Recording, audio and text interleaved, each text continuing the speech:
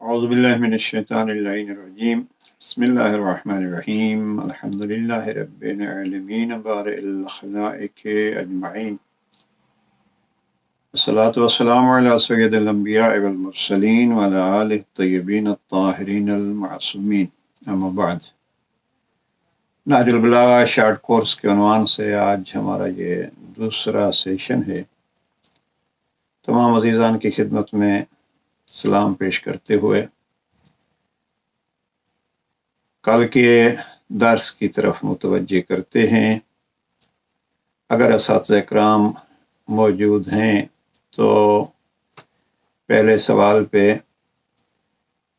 2 minute کے لیے video کو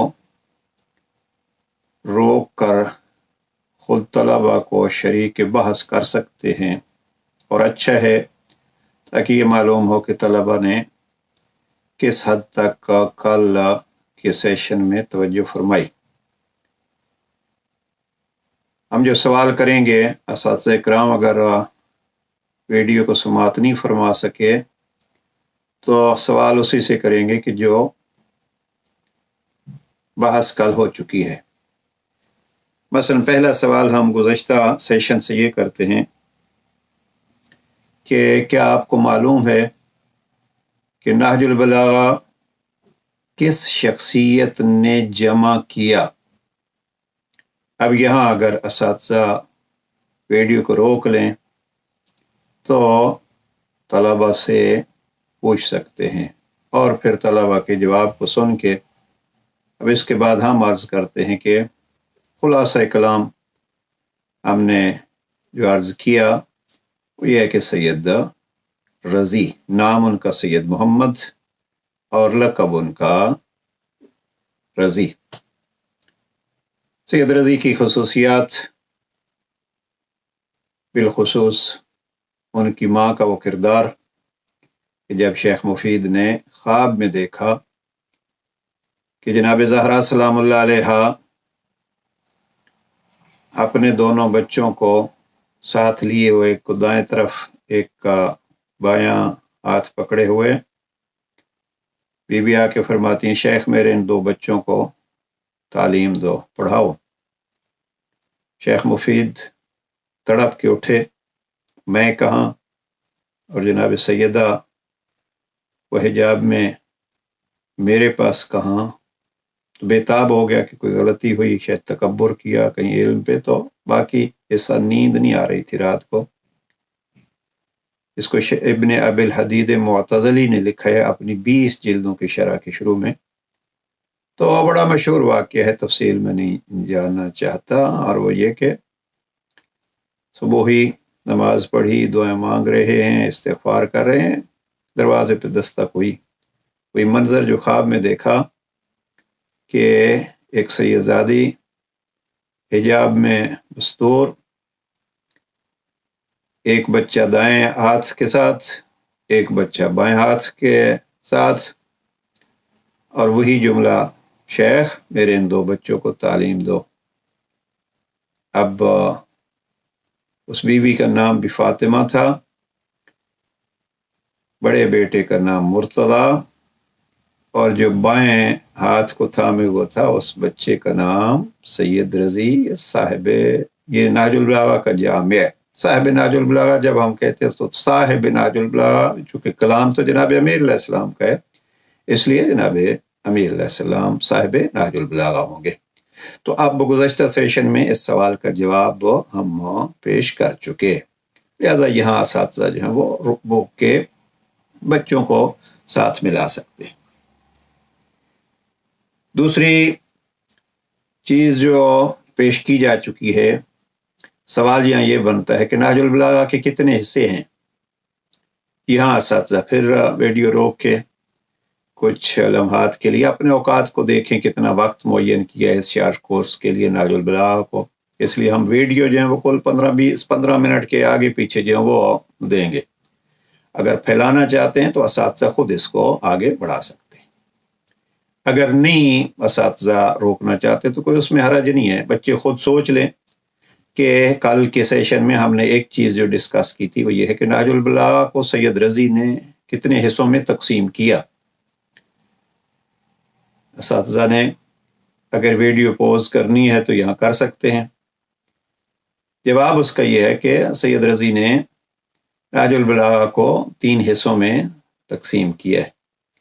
پہلا حصہ 238 خطبات، اور خطبات کے حوالے سے بھی ہم عرض کر چکے ہیں کہ خطبات سارے خطبے ہی نہیں ہیں بلکہ دعائیں بھی ہیں اور گفتگو بھی ہے، اور تو 238 خطبات۔ اس میں تھوڑا سا فرق پڑتا ہے، آپ عزیزان کو نہیں تفصیل میں لے جاتا کہ بعض اردو ترجموں میں، جیسے علامہ سید علی شان حیدر جوادی کا ترجمہ ہے، اس میں خطبوں کا نمبر 241 ہیں، لیکن ہمارے مد نظر مفتی جعفر حسین مرحوم کا نہج البلاغہ کا ترجمہ ہے تو اس میں 238 سرمنز، خطبات۔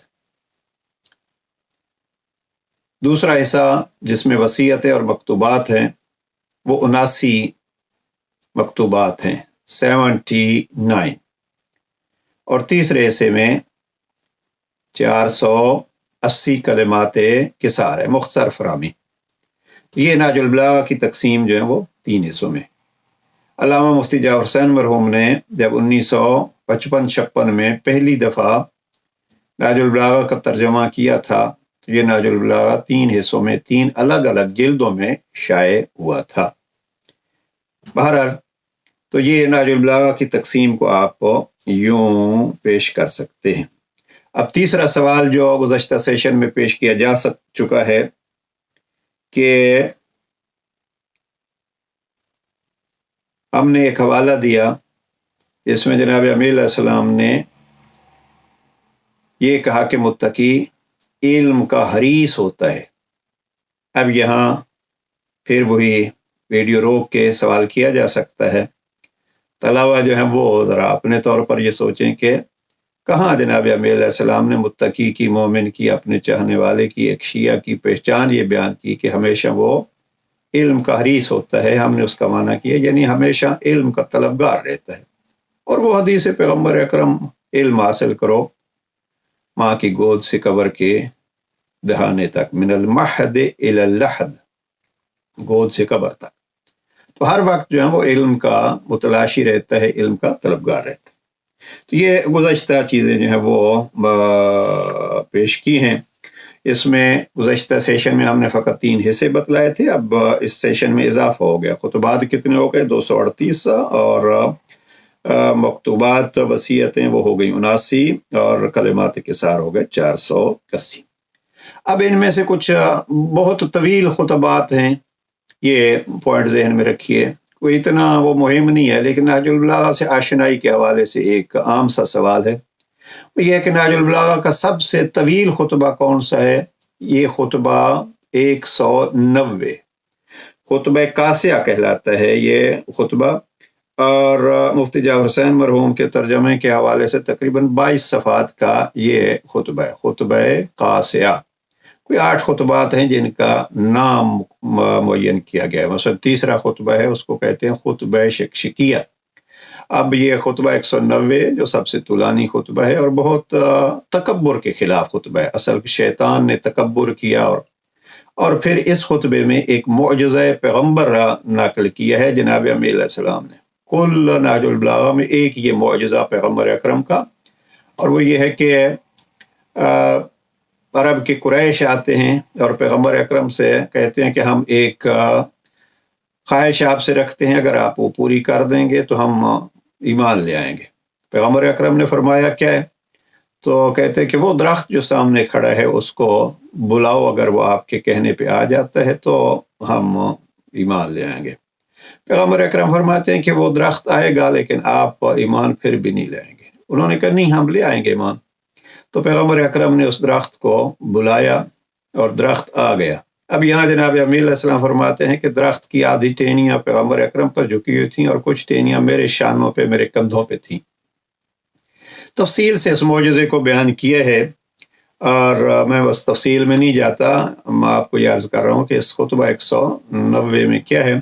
تو جب درخت آ گیا، اب انہوں نے کہا کہ نہیں، ہم ایمان لے آئیں گے، جب آپ اس آدھے کو کہیں گے کہ یہیں رہ جائے اور آدھا واپس اپنی جگہ پہ چلا جائے. پیغمبر اکرم نے درخت کو کہا تو آدھا آدھا ہو گیا، اور آدھا وہاں چلا گیا جہاں سے آیا تھا، اور آدھا پیغمبر اکرم کے ساتھ رہا. اب وہ کہنے لگے نہیں، ابھی نہیں، ہم تب آپ کو پیغمبر مانیں گے جب یہ آدھا بھی واپس اپنی جگہ پہ چلا جائے گا. اب پیغمبر اکرم نے اس باقی حصے کو کہا کہ آپ بھی اپنی جگہ پہ چلے جاؤ، تو وہ بھی چلا گیا. اب جہاں سے درخت چلا تھا یہ سارا معجزہ دیکھ کے انہوں نے کہا کہ نہیں، آپ جادوگر ہیں. اب یہ ہے انسان کی پستی کہ جب نہ مانے تو اس قسم کی واضح چیزیں بھی نہیں مانتا. یعنی آئے تھے. اور تو بہرحال یہ تفصیل عرض کر دی ہے. خطبہ 190 میں یہ معجزہ موجود ہے. اور پھر اسی خطبے میں پیغمبر اکرم کے ساتھ علی علیہ السلام اپنا تعلق بتلاتے ہیں. چلیں بات آ گئی ہے تو اس خطبے کو تھوڑا سا سن لیجئے. اس خطبے میں جناب امیر علیہ السلام نے اپنے فضائل بیان کیے ہیں، اور اس میں فرماتے ہیں کہ میرا اور پیغمبر کا آپس میں تعلق تو آپ جانتے ہی ہو.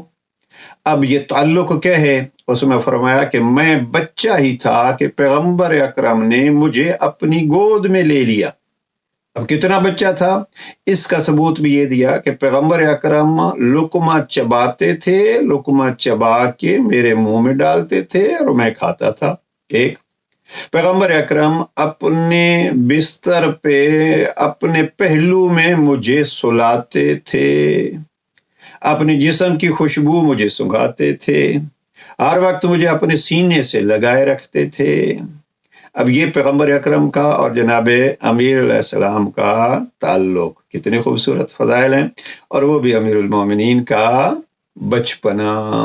یہ چونکہ طولانی خطبہ ہے، اس خطبے کو اگر آپ، یہ تو نہیں کہتا کہ آپ پڑھیے گا، بہرحال یہ چیزیں جو سن لی ہیں اس میں سے 3 چیزیں یاد رکھیے خطبہ قاسیہ میں سے، کہ یہ خطبہ قاسیہ جناب امیر علیہ السلام نے اصل میں شیطان کے تکبر کو بیان کیا ہے، اور فرمایا کہ شیطان کے تھوڑے سے تکبر کی وجہ سے اس کے ساری عبادتیں ضائع ہو گئی. ایک سجدے کا تکبر کیا اور پھر اس کی ساری عبادتیں ضائع ہو گئی. 6000 سال کی عبادتیں اس خطبے کے لفظ. پھر اس معجزے کا تذکرہ کیا اور اپنا اور پیغمبر اکرم کا تعلق بیان کیا. بس انہی 3 چیزوں کو ذہن میں رکھیے، زیادہ ضرورت نہیں ہے کہ آپ بھی جائیں اس طرف، اس لیے کہ پچھلے سیشن میں عرض کیا تھا کہ آپ اگر ہو سکے تو خطبہ 191 کو پڑھیے. 15 دن کی شارٹ کورس میں اگر آپ خطبہ 91 کو 191 خطبۃ المتقین یا خطبہ حمام جس کو کہتے ہیں وہ پڑھ لیں گے تو وہ کافی ہوگا. اور دوسری چیز جو آج کہوں وہ یہ ہے کہ آپ اگر ہو سکے تو خط نمبر 31 کو پڑھیے. خط نمبر 31 جناب آیت اللہ العظمیٰ آغا سیستانی نے اپنے ایک پیغام میں بہت تاکید کی ہے کہ میں جوانوں کو تاکید کرتا ہوں کہ وہ نہج البلاغہ پڑھیں، اور نہج البلاغہ کے اس خط 31 کو جو امام حسن مجتبی علیہ السلام کی طرف لکھا جناب امام نے، جناب امام حسن مجتبی کو یہ وصیت کے طور پر لکھ کے دیا. تو بہرحال اس پہ انشاءاللہ کبھی تفصیل سے گفتگو ہوگی. وصیت 31. تو بس ان 15 دنوں میں آپ کے پڑھنے کے لیے یہ 2 چیزیں ہیں، خطبہ 191 اور وصیت 31. اب یہ جناب امام علیہ السلام کے خطبات بعض طویل ہیں، بعض 1 سطر کے 2 سطروں کے جو ہیں وہ بھی خطبات سید رضی نے ان کو نام دیا ہے. مثلا اب آپ جائیے اگر خطبہ 21 جا کے دیکھیے تو اس میں میرے خیال میں کل 4 جملات ہیں، تو طویل بھی ہیں اور مختصر بھی. طویل ترین خطبہ جو ہے وہ 190 ہوا. طویل ترین دوسرے حصے میں خطبہ خطوط میں سے خط 53 ہے، 53، جو جناب امیر علیہ السلام نے مالک اشتر کو لکھ کے دیا جب مالک اشتر کو مصر کا گورنر بنا کے بھیجا. اور آخری حصے میں بھی بعض تفصیلی فرامین ہیں، یعنی تفصیلی سے مراد یہ ہے کہ ممکن ہے 15-16 جملات ہوں، اور بعض ایک جملے کے کلمات بھی ہیں، حکم بھی موجود ہیں. تو یہ تقسیم ہوئی. ایک چیز جو خصوصیت کے ساتھ آج کے سیشن میں اضافہ کرنا چاہتے ہیں وہ یہ ہے کہ اگر آپ یہ ذہن میں رکھیں کہ نہج البلاغہ کا موضوع کیا ہے، नहजुल बलागा का मौजू वही है जो कुरान मजीद का मौजू है। यहाँ भी अगर असातिज़ा वीडियो रोक लें तो तलबा की दिलचस्पी के लिए बेहतर होगा कि खुद मसलन 5 तलबा से जो है वो पूछ लें, आप बतलाइए नहजुल बलागा का मौजू क्या है, दूसरा बतलाए नहजुल बलागा का मौजू क्या है। अब ये 4-5 तलबा से पूछ लेंगे तो आगे हम फिर बतलाते हैं। और अगर नहीं तो तलबा अपने तौर पर ये जहन में रखें कि नहजुल बलागा का मौजू वही है जो कुरान मजीद का मौजू है। और कुरान मजीद का मौजू क्या है? कुरान मजीद किसी एक मौजू की किताब नहीं है, कुरान मजीद इंसानियत की हिदायत की किताब है। तो इसमें हर वो मौजू जिक्र है जिस मौजू से इंसानियत की खिदमत होती है और उसको पस्ती में गिरने से बचाने के जरिए मुहैया हैं। तो नहजुल बलागा में भी मुतअद्दिद मौजूआत हैं। बाज़ किताबें इस पे लिखी गई हैं। तस्वीर में भी आपको एक किताब नजर आ रही होगी, बहजुस सबागा। इसमें मसलन उन्होंने 14 जिल्दों में 60 मज़ामीन नहजुल बलागा से बयान किए हैं। मैं फ़कत चंद मज़ामीन की तरफ आपकी तवज्जो मबजूल कराना चाहता हूँ और इसी पे हमारा ये सेशन ख़त्म होगा। और वो है नहजुल बलागा के मौजूआत। आप ये 5 मौजूआत जहन में रखिए। नहजुल बलागा का सबसे मुहिम मौजू जो मुझे समझ आता है वो है तौहीद, यानी अल्लाह के वजूद को जनाब अमील इस्लाम ने, और अल्लाह के वहदानियत को, अल्लाह की रहमानियत को, अल्लाह के औसाफ को, अल्लाह से मुतअल्लिक जो है वो, इसको हम खुलासा कह सकते हैं तौहीद मौजू मुहिम में नहजुल बलागा है। एक दूसरे जनाब अमील इस्लाम ने जिस चीज़ को बहुत अहमियत दी है वो है जनाब अमील इस्लाम ने कुरान मजीद को बहुत अहमियत दी है। अब इसमें बाज़ ऐसे खुतबे हैं जैसे खुतबा 174 और खुतबा 196। इन खुतबात में अमीर अलैहिस्सलाम ने पूरे खुतबे में कुरान मजीद की अजमत बयान की है। इस पे हमारी एक किताब है नहजुल बलागा और कुरान मजीद हमारे एक दोस्त की, तो उसको देखा जा सकता है, हमारी वेबसाइट पे भी मौजूद है। बहरहाल ज़्यादा तफसील में जाने की अजीज़ान के लिए ज़रूरत नहीं है, बस ये जहन में रहे कि बाज़ ऐसे खुतबे हैं, नंबर भी ज़रूरी नहीं है, 174 और 196 अर्ज किया है, लेकिन ये है कि जहन में रहे कि बाज़ खुतबात पूरे कुरान मजीद की अजमत के लिए बयान हुए। एक पहलू जो नहजुल बलागा में बहुत बार जनाब अमीर इस्लाम ने जिक्र किया है वो फ़ज़ाइल अहले बैत है। अब अगर कोई अपने दिल को मुनव्वर करना चाहता है फ़ज़ाइल अहले बैत से, तो मेरे ख्याल में बादज़ कुरान बेहतरीन ज़रिया खुद जनाब अमीर इस्लाम का नहजुल बलागा है। इस पे भी हमने एक किताब अलग लिखी है, नहजुल बलागा और मारिफत इमाम अली। तो उसमें 22 बाब बनाए हैं और कहाँ मसलन शुजाअत कैसे बयान की, इल्म कैसे बयान किया, ज़ुहद कैसे बयान किया, रसूलुल्लाह से ताल्लुक़ कैसे बयान किया, कुरान के साथ ताल्लुक़ कैसे बयान किया।